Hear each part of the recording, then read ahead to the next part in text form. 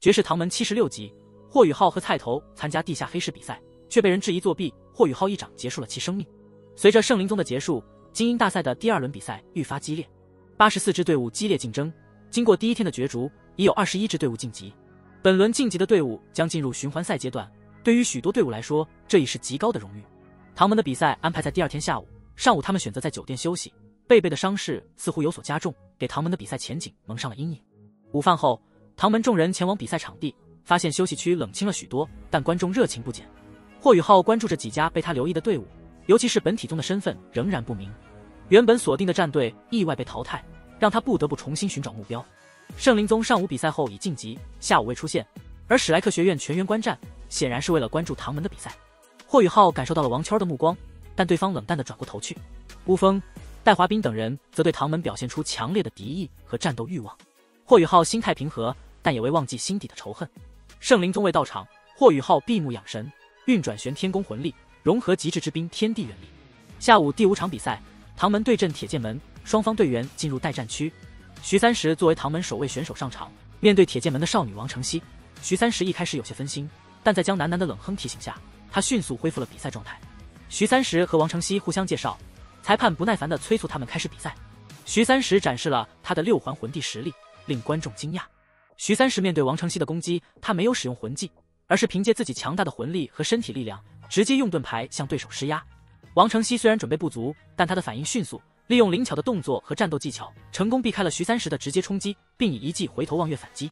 徐三石的战斗经验丰富，面对王承熙的反击，他冷静应对，用盾牌挡住了所有的剑芒。王承熙的攻击虽然落空，但他的微笑似乎更加自信。他释放出冰蓝色的光晕，试图冻结徐三石，但徐三石的玄冥镇魂技不仅驱散了冰蓝气流，还将王承熙笼罩其中。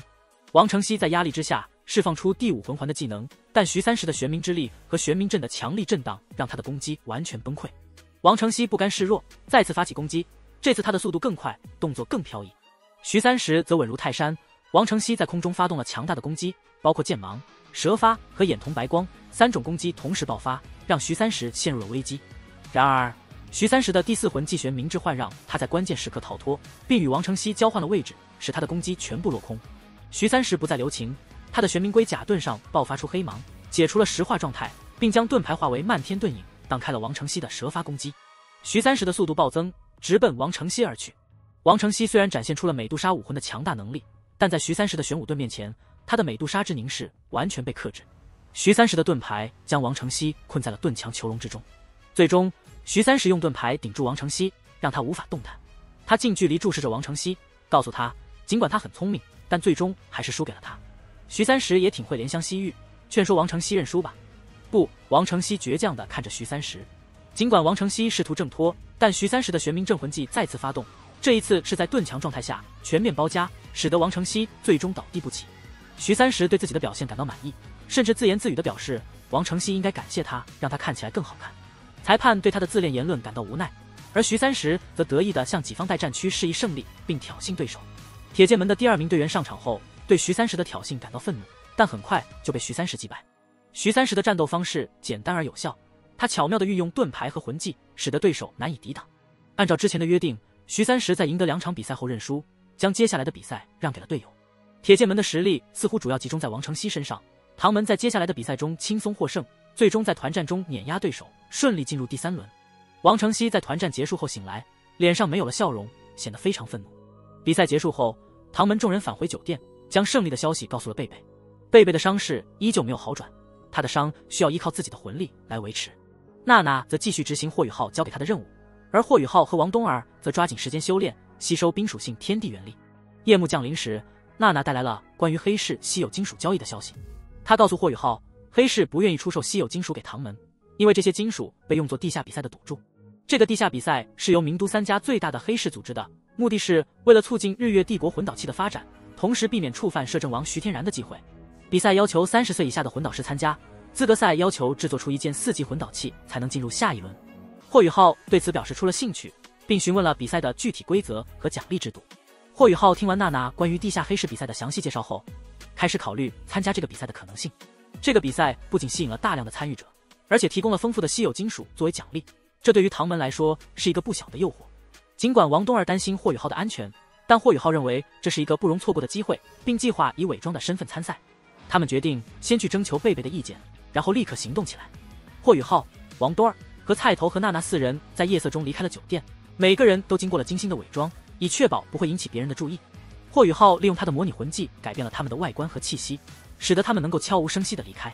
他们计划以兄弟相称，霍宇浩作为主人，王多儿和娜娜作为侍从，和菜头作为大哥。他们的目标是市中心，那里是地下黑市比赛的举办地。在名都，地下世界由3大势力控制。